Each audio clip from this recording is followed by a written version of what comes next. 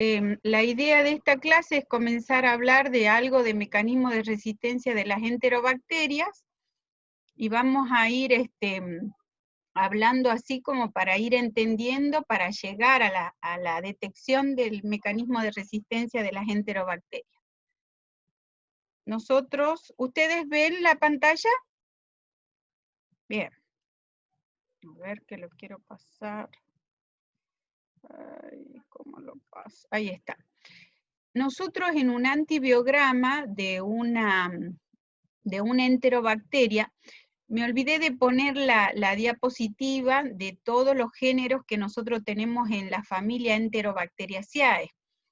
Pero haciendo un recordatorio, dentro de la familia Enterobacteriaceae nosotros tenemos Escherichia, tenemos Klebsiella, Enterobacter, Citrobacter, Providencia, Morganella, Serratia.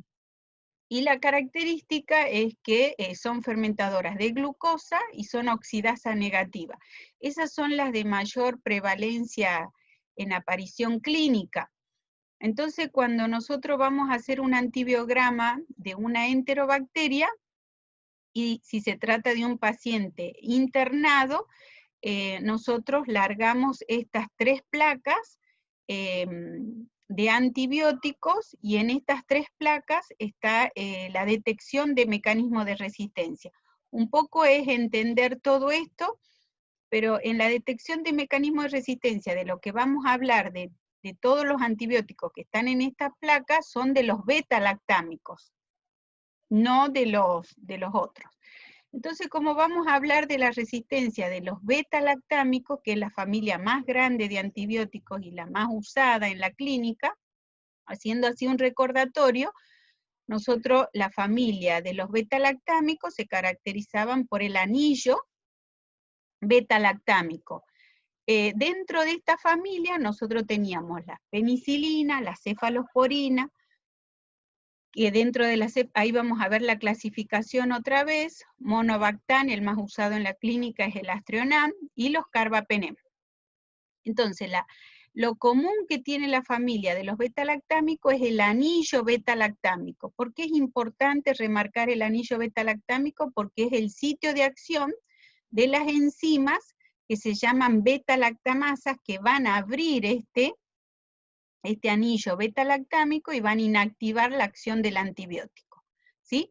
Esos son mecanismos enzimáticos. Ahí vamos a ir desglosando. Entonces, dentro de los antibióticos beta-lactámicos, haciendo un repaso, nosotros teníamos de los antibióticos menos potente a lo más potente, teníamos en lo común usado, digamos, en las placas, ampicilina, que era una aminopenicilina, la cefazolina, que es el antibiótico que nosotros usamos en la placa, pero que se puede extrapolar a cefalexina, que es un antibiótico vía oral. Después tenemos cefoxitina, que era una cefamicina. La cefazolina es una céfalo de primera generación. La cefoxitina es una cefamicina. Después pasamos a las céfalos de tercera, que tenemos cefoxitina, ceftazidima y ceftriaxona. Nosotros en la placa lo que usamos es cefoxitina y ceftazidima. Dentro de la céfalo de cuarta tenemos cefepime, y después ya pasamos directamente a los carbapenem, que en las placas tenemos ertapenem, imipenem y meropenem. También en las placas colocamos beta-lactámicos con inhibidores de beta-lactamasas, que serían inhibidores de esas enzimas que hidrolizan el anillo beta-lactámico. Y lo más común que tenemos es amoxiclavulánico, que es amoxicilina clavulánico. El clavulánico es el que actúa como inhibidor. Esto vamos a ir viendo paso a paso de las beta-lactamasas. Después tenemos piperatazo, y bueno, me faltó ampicilva, y de las nuevas drogas serían ceftazidima avibactam y ceftalozano tazobactam. Esto es un pantallazo otra vez de lo que es toda la familia de los beta-lactámicos. En enterobacterias, porque el ceftaroline se utiliza, pero en los cocos. El ceftaroline, así como haciendo un recordatorio, es un acéfalo de quinta generación, junto con el ceftobiprole, que se utilizan para los cocos positivos en racimo cuando son banco resistentes. Pero bueno, eso no está comercializado así en la Argentina a nivel farmacológico, pero bueno, como para que sepan que pertenecen a los beta-lactámicos. Y esto es otra vez de lo que vimos en las clases anteriores, es ubicarlo a todos los beta-lactámicos. Es muy importante ubicar, digamos, la clasificación de los beta-lactámicos como para ver qué mecanismo de resistencia yo tengo que buscar. Entonces, dentro de las aminopenicilinas, nosotros tenemos la ampicilina, y ahí están las clasificaciones. La céfalo de primera, céfalo de tercera, céfalo de cuarta, la cefamicina y los carbapenem. Me parece que no lo puse, pero si ustedes recuerdan, esta clasificación de menor complejidad a mayor complejidad tenía que ver que el anillo beta-lactámico iba siendo protegido por grupos laterales de la acción de las beta-lactamasas, entonces se iban transformando en grupos más voluminosos de antibióticos. No es lo mismo una ampicilina que una céfalo de cuarta o un carbapenem, donde el anillo beta-lactámico va a estar más protegido de la acción de las beta-lactamasas.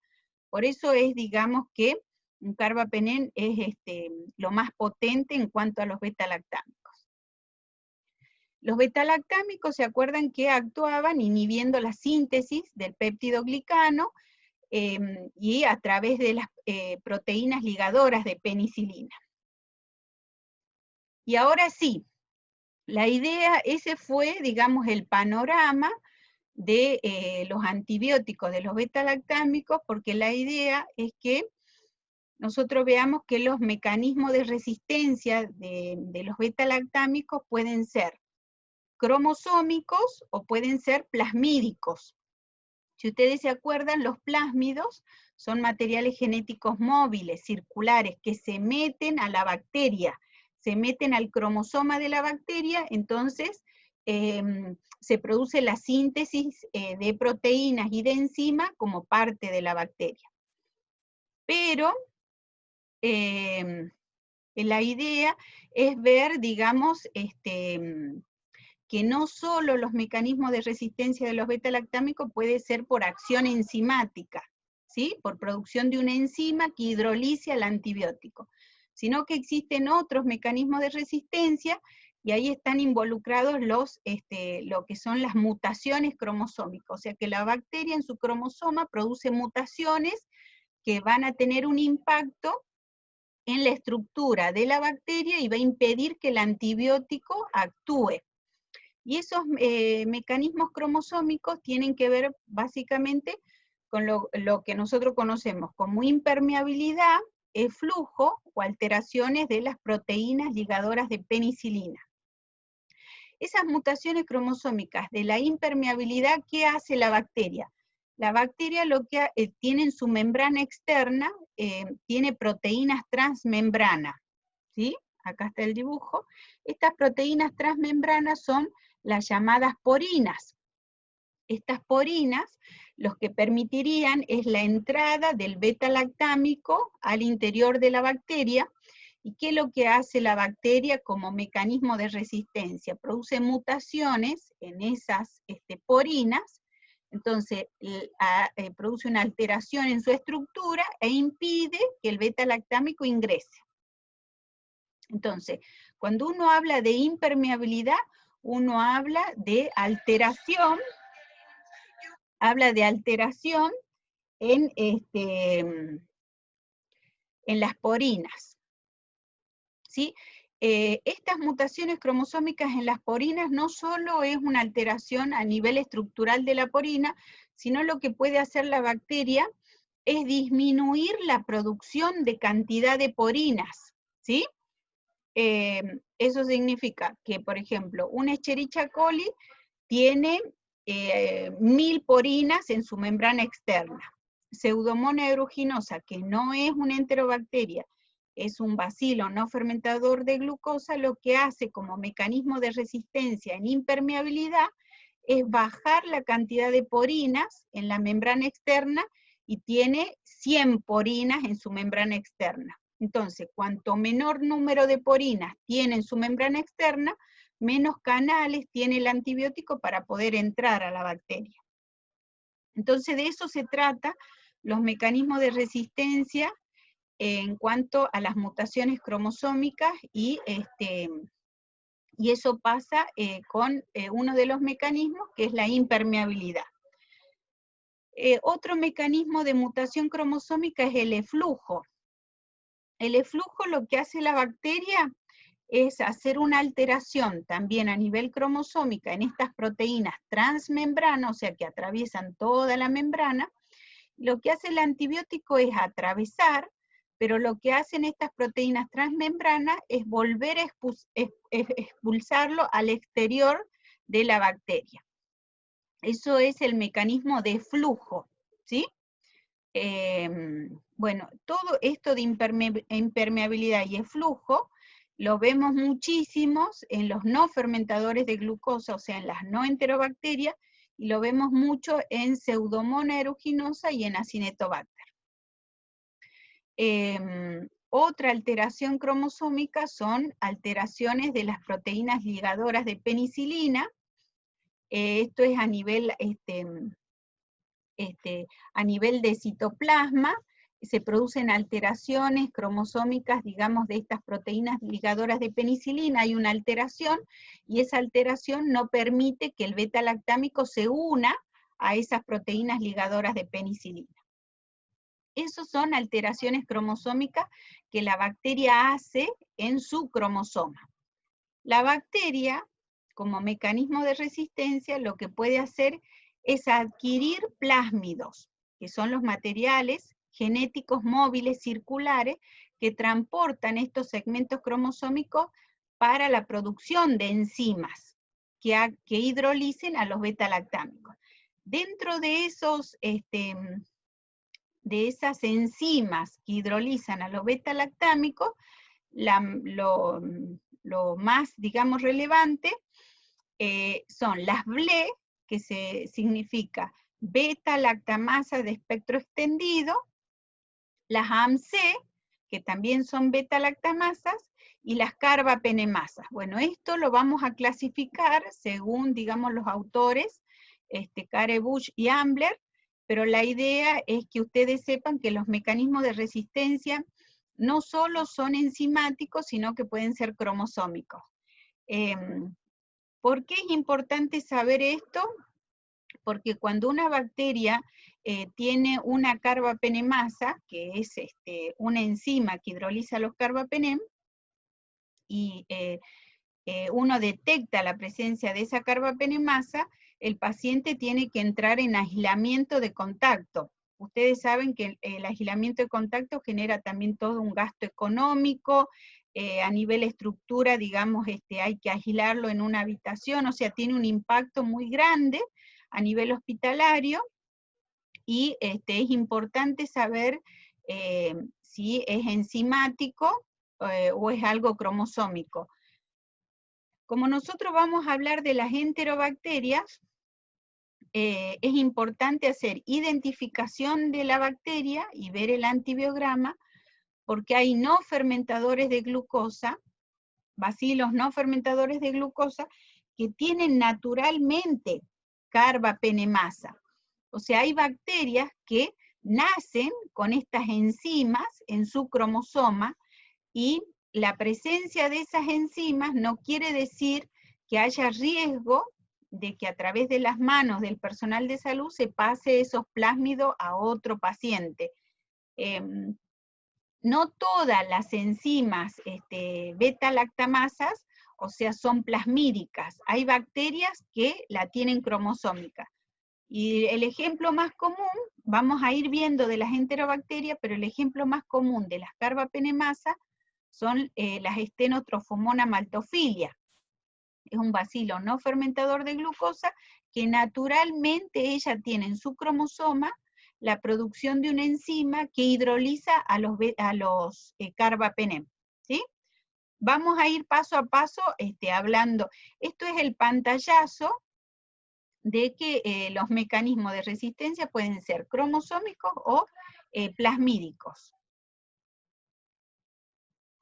Bueno, vamos a entrar, esto es como si fuera un pantallazo de la clasificación, según Ambler y Care-Busch, de dónde entrarían las enzimas que hidrolizan a los beta-lactámicos.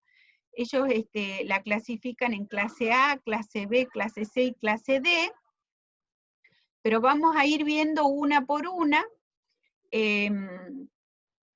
Las de clase A, la más común, o sea, lo más prevalente son las BLE, las beta-lactamasa de espectro extendido, la vamos a ver una por una, y estas son,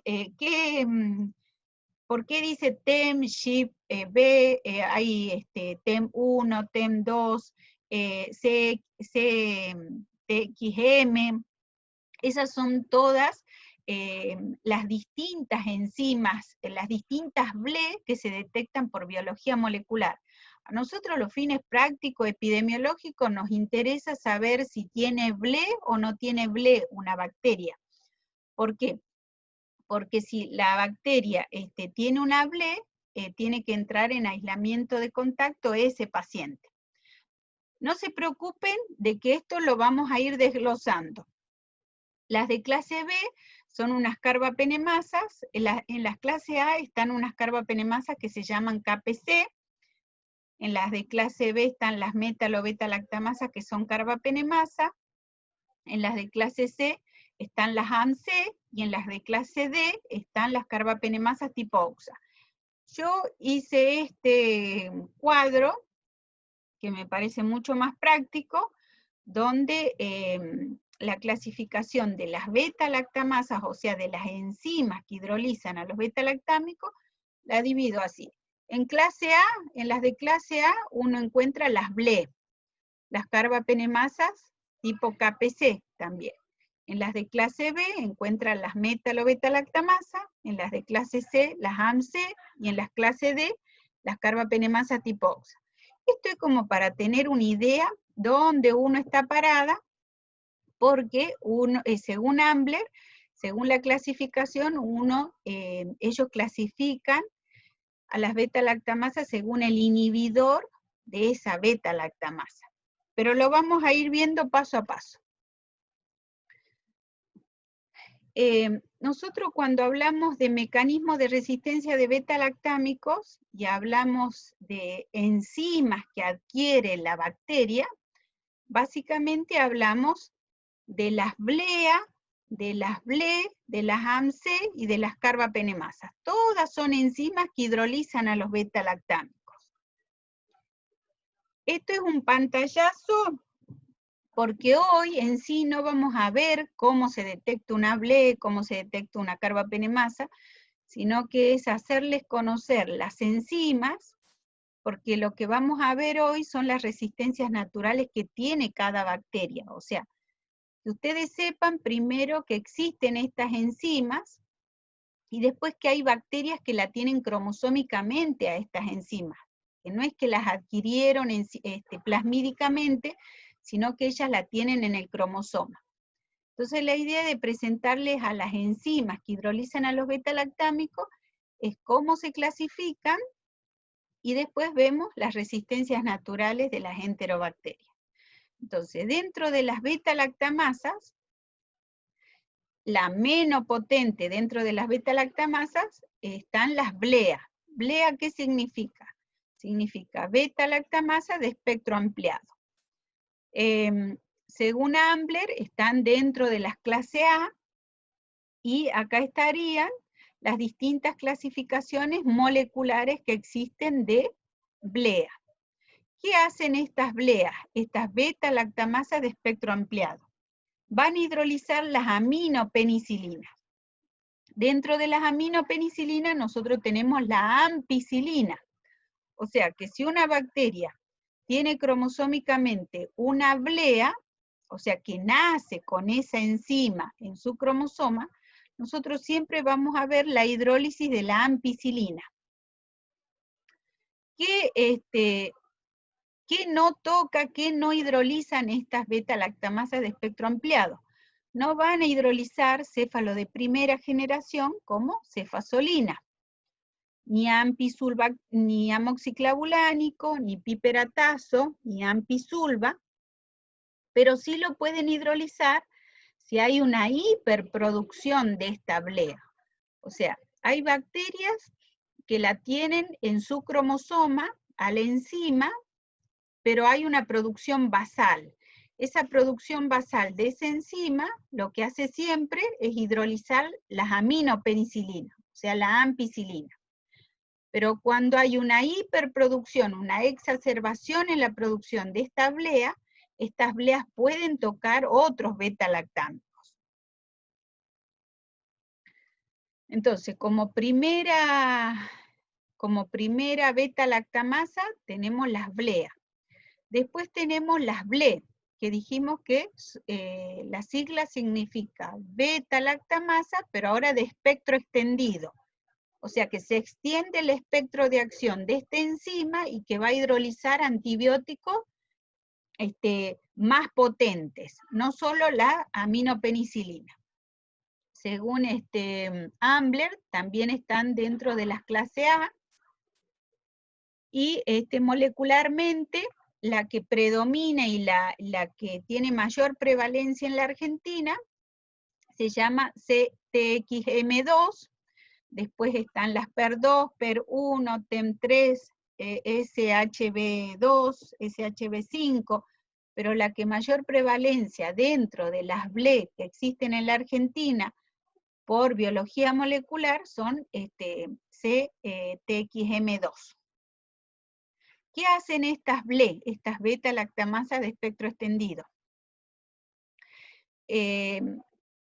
Extendido quiere decir que va a hidrolizar mayor cantidad de beta-lactámico. ¿Y qué beta-lactámico va a hidrolizar? No solo va a hidrolizar las aminopenicilinas, como la ampicilina, sino que va a hidrolizar las céfalos de primera generación, y la que nosotros en la placa tenemos es la cefasolina. Va a hidrolizar la céfalo de tercera, que dentro de la céfalo de tercera tenemos la cefotaxima, la ceftazidima. Va a hidrolizar la céfalo de cuarta generación, que tenemos el cefepime, y el monobactam, que es el astrionam, que no lo ponemos en la placa en el caso de las enterobacterias. Estas beta-lactamasas, ¿qué beta-lactámicos no pueden tocar nunca? O sea que no lo van a hidrolizar. No van a hidrolizar nunca a la cefoxitina, que es una cefamicina, y en sigla nosotros la conocemos como FOC. Ni van a tocar nunca a los carbapenem. ¿Cuáles son los carbapenem? Meropenem, imipenem y ertapenem. ¿Sí? Estas enzimas, las BLE, son inhibibles por inhibidores. O sea, que hay inhibidores que van a inhibir la expresión de esta enzima. Y dentro de los inhibidores de BLE tenemos clavulánico, sulbactam y tazobactam. ¿Sí?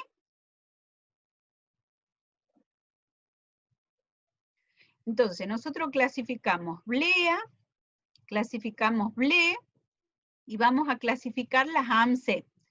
AMC, que uno la puede conocer como CCI, que significa cefalosporinasa cromosómica inducible. Este es otro tipo de beta-lactamasa que la característica, que la diferencia de las BLE es que van a hidrolizar la cefamicina como la cefoxitina. O sea, siempre que hay un AMC, va a hidrolizar la FOC, ¿sí? Y siempre va a hidrolizar las aminopenicilina y las céfalos de primera generación, como son la cefasolina. Pero nunca va a tocar un AMC a las céfalos de tercera generación, como son la cefoxitina, la ceftazidima y el cefepime, que es una céfalo de cuarta generación. Las AMSE, estas beta-lactamasa, no son inhibibles por clavulánico. Entonces, ¿qué presentamos? Presentamos a las BLEA, a las BLE y a las AMSE. No les voy a hablar ahora de las carbapenemasa, lo vamos a dejar para otra clase, que sería la cuarta de las beta-lactamasa que hidrolizan a los beta-lactámicos. Este es un resumen para entrar a resistencias naturales. La idea entonces es que ustedes sepan que las BLEA no tienen inhibidor, porque esta enzima lo único que va a hidrolizar es la ampicilina, y llegaría hasta ahí, si la producción es basal. Después tenemos las BLE, que son inhibibles por clavulánico, y eso es importante, yo tengo que conocer el inhibidor para poder saber con qué buscar a la enzima. Después tenemos las AMC, que las AMC tenemos que saber que puede existir cromosómica o pueden ser adquiridas a través de plásmidos. Eso es lo que nos vamos a meter ahora en esta clase, porque hay bacterias que cromosómicamente, naturalmente tienen esta enzima en su cromosoma, y hay otras bacterias que no la tienen en su cromosoma, la AMC, y que la adquieren a través de plásmidos. Bueno, y ahí les voy a hablar de esto. Entonces, básicamente, cuando yo enseño resistencia, mecanismo de resistencia, la forma de ubicar a las enterobacterias es básicamente saber que hay grupos de enterobacterias que tienen cefalosporinasa cromosómica inducible, o sea que cromosómicamente tienen una AMC en su cromosoma, y hay otro grupo de enterobacterias que no tienen AMC en su cromosoma. Entonces, la dividimos. Las enterobacterias que tienen AMC son el grupo Enterobacter, Citrobacter freundi, ese sí es la especie, freundi, Serratia, Morganella morgani y Providencia. Entonces, estos 5 géneros del grupo de las enterobacterias nacen, o sea que tienen cromosómicamente AMC natural. Haciendo un repaso, este grupo, al tener un AMC en su cromosoma, siempre van a hidrolizar la ampicilina, la cefazolina, la cefoxitina. ¿Por qué? Porque este grupo de enterobacterias naturalmente va a producir un número basal de esa enzima, y ese número basal de enzima que produce siempre va a hidrolizar a este grupo de beta-lactámicos, que es ampicilina, cefazolina y cefoxitina. Después dividimos las enterobacterias que no tienen AMC, o sea que no tienen esta cefalosporinasa cromosómica inducible en su cromosoma. Entonces yo no tengo por qué ver en este grupo de bacterias la ampicilina, la cefazolina y la cefoxitina resistente. Entonces, este grupo es Escherichia coli, Klebsiella, Proteus mirabilis. Dentro de los Proteus nosotros tenemos 3 especies, Mirabilis, Vulgaris y Penneri. Entonces, no es que todos los Proteus no tienen AMC, no. El Proteus mirabilis no tiene AMC dentro de su cromosoma. El género Shigella y el género Salmonella. Entonces, dividimos las enterobacterias que tienen AMC de las que no tienen AMC. Pero ¿qué otra cosa sí tenemos que saber? Nosotros, para poder hacer detección de mecanismos de resistencia, nosotros tenemos que conocer las resistencias naturales de las enterobacterias. Entonces nosotros ya dimos un paso donde dividimos a las enterobacterias que tienen AMC de las que no tienen AMC. Pero otra forma también de dividir a las enterobacterias según las resistencias naturales, además de la presencia de la AMC, es ver la sensibilidad o resistencia al colistín y a la nitrofurantoína. Eso ayuda muchísimo, más que todo, a la identificación de la enterobacteria. Entonces, nosotros tenemos enterobacterias no productoras de CCCI, o sea, que no tienen AMC en su cromosoma y que son sensibles al colistín. Ahora vamos a entrar quiénes son este grupo. Después tenemos las enterobacterias que no tienen AMC, pero son resistentes al colistín y a la nitrofurantoína. Después tenemos las enterobacterias que no tienen AMC, pero son sensibles al colistín y son productoras de blea, o sea, de beta-lactamasa de espectro ampliado, o sea que me van a hidrolizar la ampicilina. Esto, de resistencia natural, como les digo, sirve muchísimo cuando uno duda en la identificación. Entonces, de esta forma es importante poder visualizar el antibiograma no solo para ver sensibilidad o resistencia, sino que para ver identificación de especie, de género y especie. Después tenemos enterobacterias que no tienen AMC, pero son resistentes al colistín y a la nitrofurantoína y tienen otra beta-lactamasa que se llama cefuroximasa, que esa está en Proteus vulgaris y Perneri. Después tenemos enterobacterias que tienen AMC, pero son sensibles al colistín. Y después, al último, tenemos enterobacterias que tienen AMC, pero que son resistentes al colistín y a la nitrofurantoína.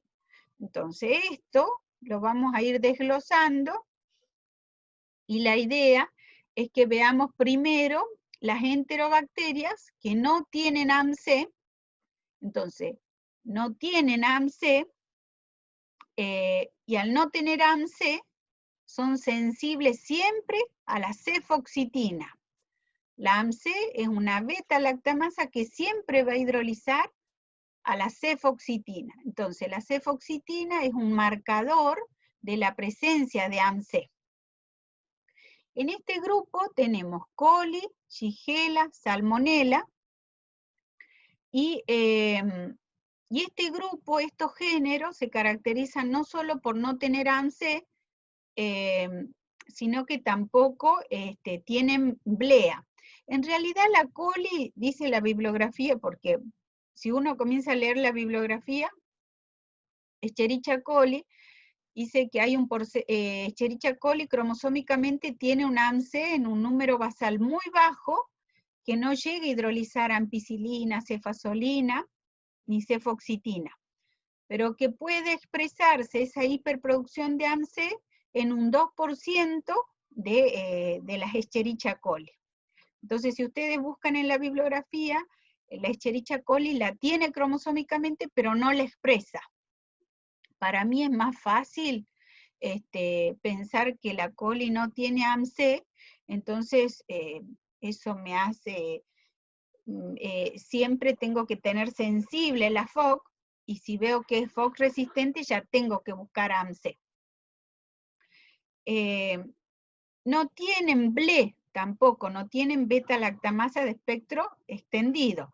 Entonces, coli, shigella, salmonella, básicamente no tienen ninguna de beta-lactamasas que se exprese, y en este grupo, a ver si lo puse, donde también está Proteus mirabilis, en lo que se llama una cepa wild type, en una cepa salvaje, uno debería ver en este grupo de enterobacterias siempre ampicilina sensible, ampisulva sensible, piperatazo sensible, cefasolina sensible, cefoxitina, esta cefamicina sensible, cefotaxima sensible, ceftazidima sensible, el ertapenem, meropenem y imipenem sensible. Entonces, coli, Proteus mirabilis, salmonella y shigella, cuando la cepa es cepa salvaje, es una cepa wild type que no tiene ningún mecanismo de resistencia adquirido plasmídicamente, uno ve desde la ampicilina, aumentando en potencia los beta-lactámicos, todo sensible. ¿Ahí más o menos me van entendiendo? Bien. ¿Qué pasa? Como este grupo de bacterias no tiene cromosómicamente, digamos, estas beta-lactamasas, cuando adquieren lo que se llama una blea, a ver si, porque yo justo tengo acá la camarita, a ver si lo puedo, uy, uy, uy, ay, ay, ay, ay, a ver si lo puedo, ahí está. Cuando adquieren, que ya no sería una resistencia natural, cuando adquieren las beta-lactamasas de espectro ampliado, esto significa blea, uno lo que va a ver en el antibiograma, en la placa de antibiograma del Müller-Hinton, es resistencia, o sea, una gran resistencia a la ampicilina. Y ahí la vemos de 6, o sea, lo que mide el disco de ampicilina, o 10, es muy resistente, o sea, es muy, se expresa mucho esta beta-lactamasa sobre este beta-lactámico que es la ampicilina. Entonces, cuando tenemos una coli que es ampicilina resistente y una cefasolina que es intermedio o no tan resistente, porque a ver, no les conté, de que nuestro marcador, bueno, ahí les cuento. Nosotros tenemos punto de corte, ustedes saben que tenemos punto de corte para infección urinaria y para focos no urinarios de la cefasolina. Entonces, según el foco que estamos evaluando, si no es una resistencia franca, por ejemplo, si estamos en un cuadro de foco urinario y la cefasolina tiene un halo menor o igual a 14, eso ya es una alerta de una BLE, de una beta-lactamasa de espectro extendido. Pero cuando ese halo es mayor de 14, puede ser 15, 16, no es una resistencia franca, eso me habla que esta bacteria adquirió una blea. ¿Qué pasa? Uno ya ve la resistencia a los beta-lactámicos, entonces no es conveniente seguir dándole más beta-lactámico porque uno puede hacer, puede haber una inducción de parte de la bacteria de generar más resistencia y pasar de blea a ble, ¿sí? Después tenemos, cuando hay una blea, puede haber una hiperproducción de esta blea, o sea que aumenta la cantidad de copias de esta beta-lactamasas, y uno lo que ya ve no solo es resistente a la ampicilina, y una resistencia franca a la cefasolina, sino resistencia a ampisulva. Esta resistencia a la cefasolina, si estoy en un foco urinario y tengo un halo menor de 14, va a ser una alerta para que yo busque y descarte lo que se llama BLE. Todos estos mecanismos los vamos a ir viendo a medida que vamos avanzando, pero vamos a estudiar cómo se detecta una BLE, cómo se detecta una AMC. ¿Cómo se detecta una blea? No, porque la blea solo afecta a la ampicilina, ¿sí? Y no genera halos en la cefasolina que me generen alerta para buscar la ble. Es como ir adelantando, pero la presencia de la beta-lactamasa de espectro extendido de la ble, mi alerta es la céfalo de primera, la cefasolina. Cuando yo tengo halos de resistencia en la cefasolina, esa es mi alerta para buscar la enzima BLE. ¿Sí? Y después tenemos las AMC. Entonces, de esto en resumen, lo que tiene que quedar es que el Escherichia coli, Proteus mirabilis, Salmonella y Shigella, naturalmente son sensibles a todos los beta-lactámicos.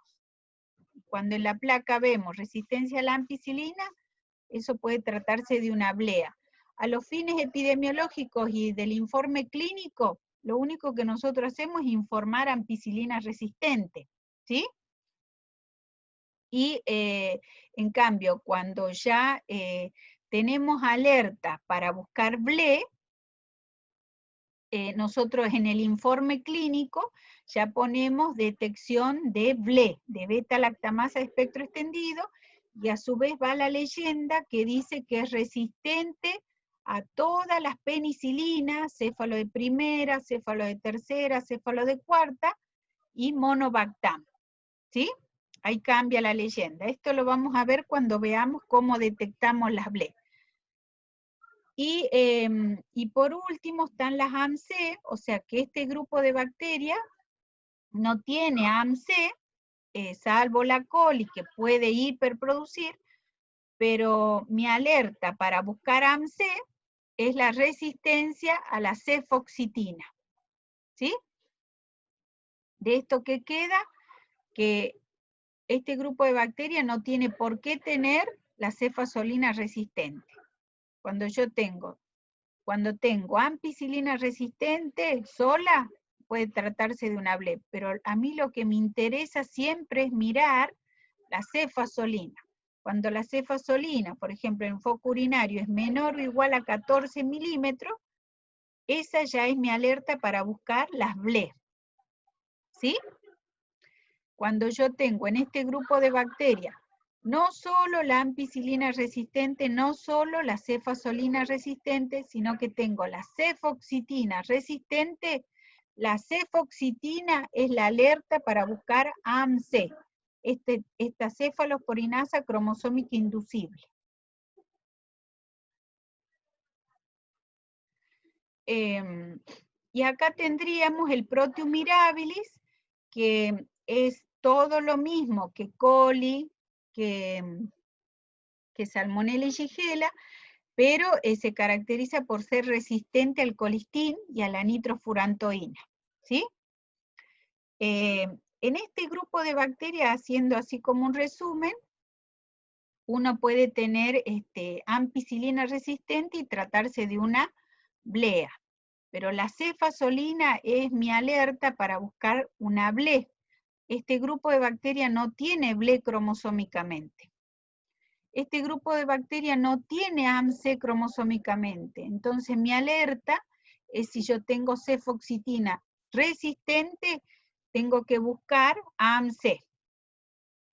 Si yo tengo cefazolina resistente, según el foco donde esté, para buscar una BLE, tengo que tener una alerta de una cefazolina menor o igual a 14 milímetros. Nosotros en el Fénix ya la alerta la tenemos cuando da mayor de 16 microgramos sobre mililitro, que sería una SIM. Cuando el foco no es urinario, la cefazolina es mucho más exigente, entonces cuando da menor o igual a 19 milímetros, esa ya es una alerta para BLE. Estos focos pueden ser hemocultivo, hueso, líquidos, hueso, bueno, cualquier otro foco que no sea urinario. Y en el Fénix, nosotros con una SIN mayor o igual a 8 microgramos sobre mililitro, ya también es una alerta para buscar BLE. Entonces, va quedando que la en enterobacterias que no tienen BLE cromosómicamente, cuando yo veo una cefazolina resistente, yo tengo que buscar BLE. Cuando en este grupo de enterobacterias yo tengo FOC resistente, tengo que buscar AMC. Después tenemos enterobacterias que no tienen AMC, que son sensibles al colistin, pero cromosómicamente sí tienen BLEA, beta-lactamasa de espectro ampliado. Entonces, En este grupo, naturalmente, siempre vamos a ver resistente la ampicilina, la blea, la beta-lactamasa de espectro ampliado, siempre va a hidrolizar a las aminopenicilinas. O sea, siempre vamos a ver resistente a la ampicilina. ¿Y a quiénes tenemos acá? Al género Klebsiella. Lo más común es que tenemos Klebsiella pneumoniae en la práctica. Entonces, toda Klebsiella es resistente natural a la ampicilina. ¿Por qué? Porque cromosómicamente ella tiene en su cromosoma la presencia de esta enzima, de esta blea. Nunca podemos informar una Klebsiella sensible a la ampicilina, ¿sí? Porque lo tiene en su cromosoma y va a haber falla de tratamiento. Si tenemos una ampicilina sensible, puede ser que sea muy baja la producción de esta enzima, pero sí tenemos que saber que naturalmente la tiene a la blea y yo no puedo informar una ampicilina sensible porque va a haber un fallo de tratamiento. Lo que pasa es que no se está expresando in vitro, pero sí va a haber una expresión in vivo y va a haber falla de tratamiento.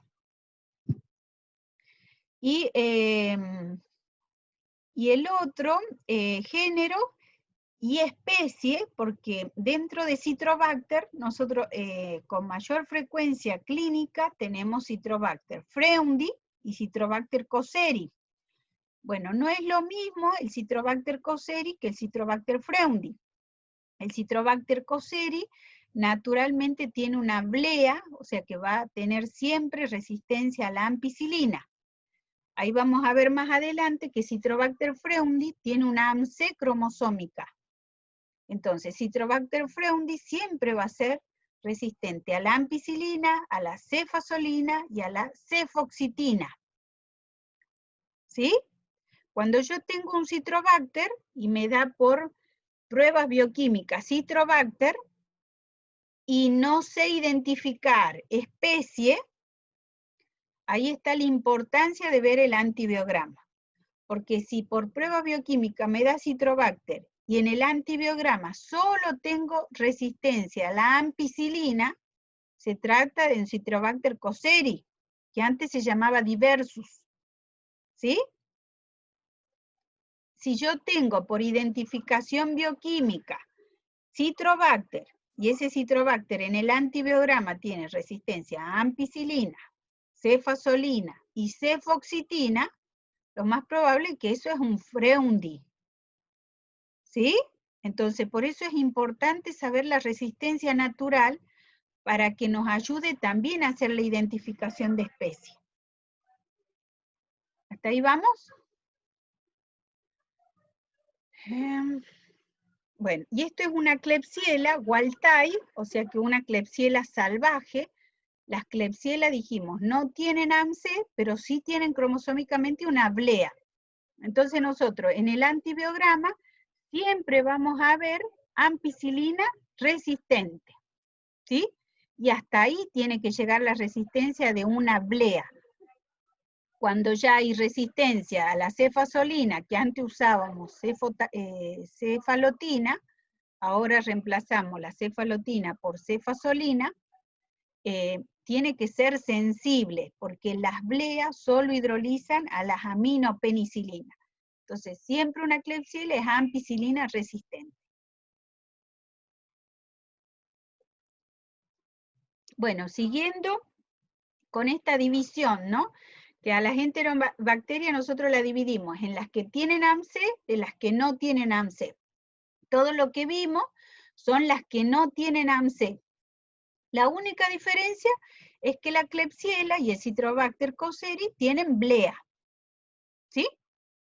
Y después las otras no tienen ni AMC, ni blea, ni ble, ¿sí? Ahora lo que vamos a ver son las que tienen AMC cromosómicamente, o sea, es un grupo de género de la familia Enterobacteriaceae que nace naturalmente en su cromosoma con la AMC. Y dijimos que en este grupo tenemos Enterobacter, Citrobacter freundi, Serratia, Morganella morgani y Providencia. Bueno, esto es la clasificación que estamos viendo, y lo que vamos a ver son las dos últimas. Ahí estoy señalando con el dedo. Vamos a ver estas dos últimas. Las que tienen AMC, que son sensibles al colistín, y las que tienen AMC, pero que son resistentes al colistín y a la nitrofurantoína. Eso nos va a permitir hacer identificación de género y especie. Entonces, haciendo, describiendo otra vez lo que es una AMC, una cefalosporinasa cromosómica inducible. Entonces, nosotros vamos a describir esta beta-lactamasa en un grupo de enterobacterias que naturalmente la tiene en su cromosoma. Entonces, las AMC son beta-lactamasas que siempre van a hidrolizar la cefoxitina. O sea, ese es un marcador de AMC. Y las AMC, estas beta-lactamasas, lo que hacen es hidrolizar siempre las aminopenicilinas, la ampicilina, y la céfalo de primera generación, que usamos nosotros, la cefasolina. Pero la AMC no debería por qué tocar la céfalo de tercera y la céfalo de cuarta. Cuando yo veo en un Enterobacter, Serratia, Morganella, Providencia y Citrobacter freundii, que es céfalo de tercera o céfalo de cuarta resistente, eso es una alerta ya de BLE, de que ese, por ejemplo, un Enterobacter, dijimos que naturalmente va a ser resistente a la ampicilina, la cefasolina y a la cefoxitina. Cuando sabemos que la AMC no toca una cefotaxima o un cefepime, y nosotros vemos en el antibiograma resistente, y sabemos que es un Enterobacter, esa va a ser la alerta para buscar en ese género BLE. ¿Sí? Entonces ya vamos diferenciando dos cosas. En las enterobacterias que no tienen AMC, mi detector, mi alerta para buscar BLE es la cefasolina.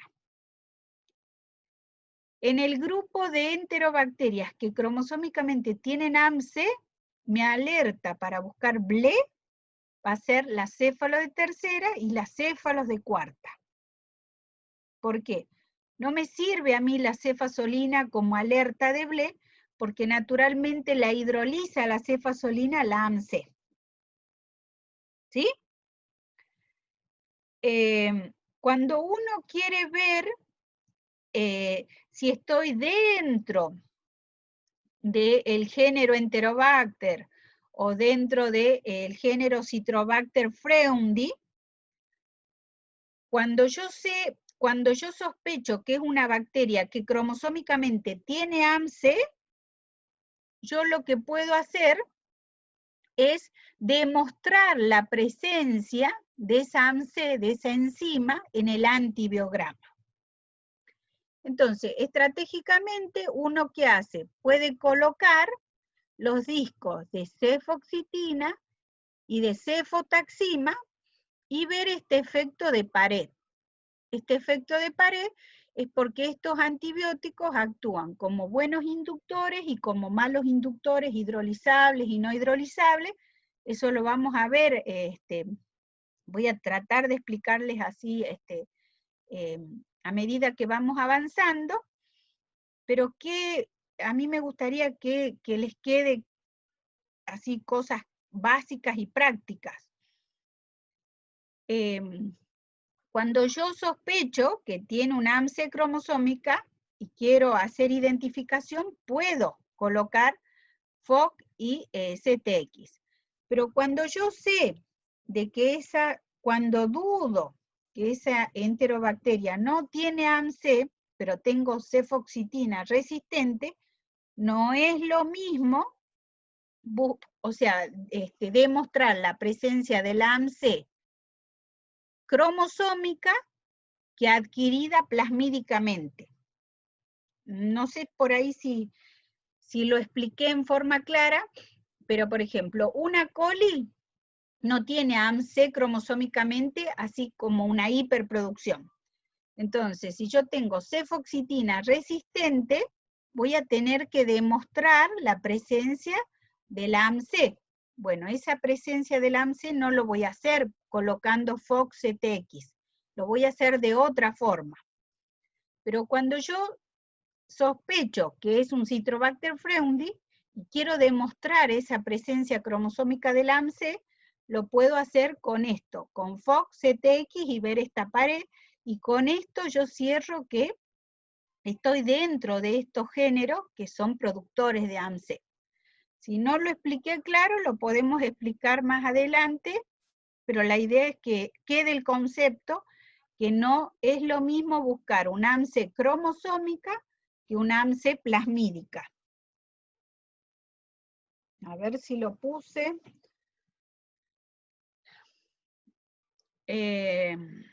A ver, ¿qué puse acá? Entonces, las AMC, por ahí, como para que sepan dónde ubicarla dentro de las clasificaciones de Ambler, pertenecen a la clase C. Estas beta-lactamasas las encontramos en todos los géneros Enterobacter y en el género Citrobacter fruendi, o sea que en el Citrobacter cosseri no tiene por qué tener un AMC, sino que la adquiere plasmídicamente. Si nosotros identificamos Citrobacter cosseri por pruebas bioquímicas y tiene cefoxitina resistente, es que la adquirió plasmídicamente a esa beta-lactamasa. ¿Sí? A ver qué puse acá. Bueno, esto es un poco de lo que hace la AMC.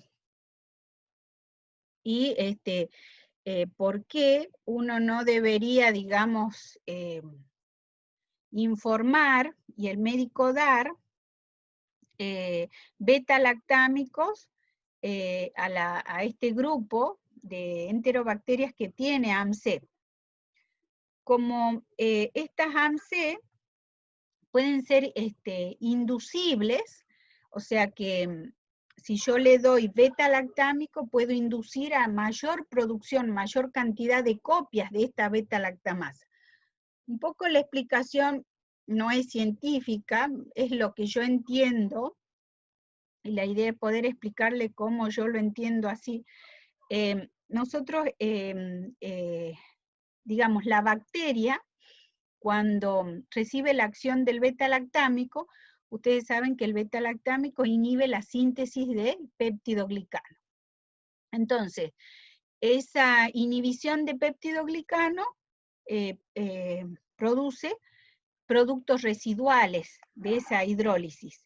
Entonces, esos productos de degradación van a ir al interior de la bacteria y tienen que ser captados y neutralizados, y dice la bibliografía que se neutralizan por la AMD, que es como si fuera un captador de esos residuos de la síntesis de péptidoglicano.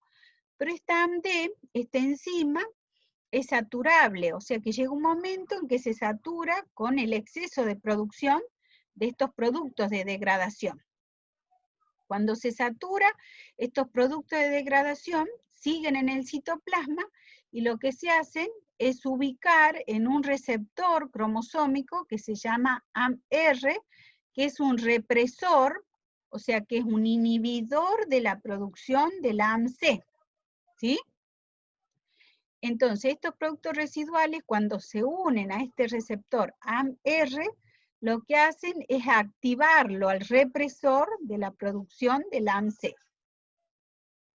Al activarlo, lo que hacen es activar el número de copias, o sea, hay una exacerbación en la cantidad de copias de AMC por parte de la bacteria, ya no hay una producción basal.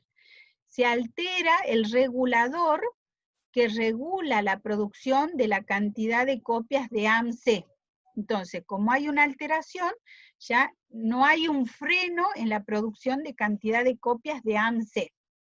Entonces, en este grupo, Enterobacter, Citrobacter fruendi, Morganella, Providencia, no es conveniente darle beta-lactámico porque puede pasar esta situación de haber un exceso de producción de AMSE, y eso es lo que, al producirse esa alteración de ese regulador, puede llevar a lo que se llama a una desrepresión.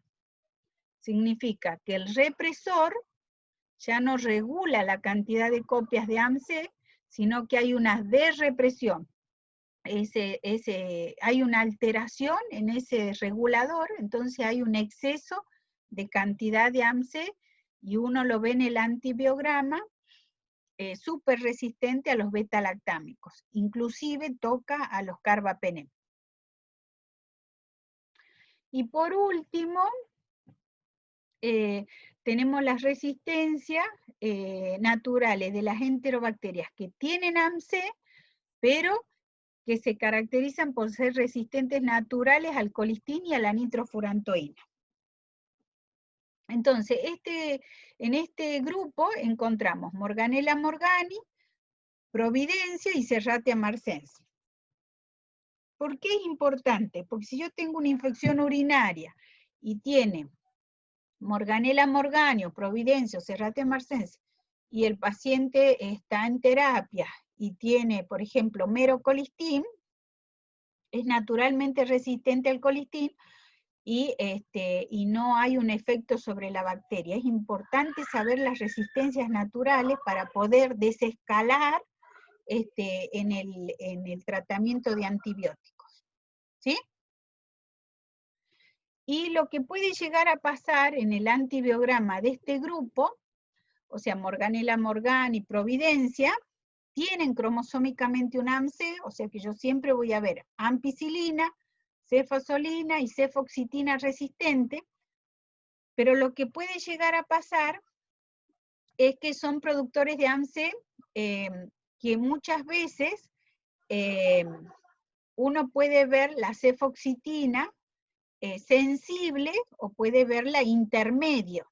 Entonces no hay una exacerbación en la cantidad de AMSE, pero si yo tengo una FOC en una Morganella morgani o en una Providencia sensible, yo tengo que saber de que es por la baja producción de AMSE, pero es naturalmente resistente porque tiene cromosómicamente un AMSE. ¿Sí?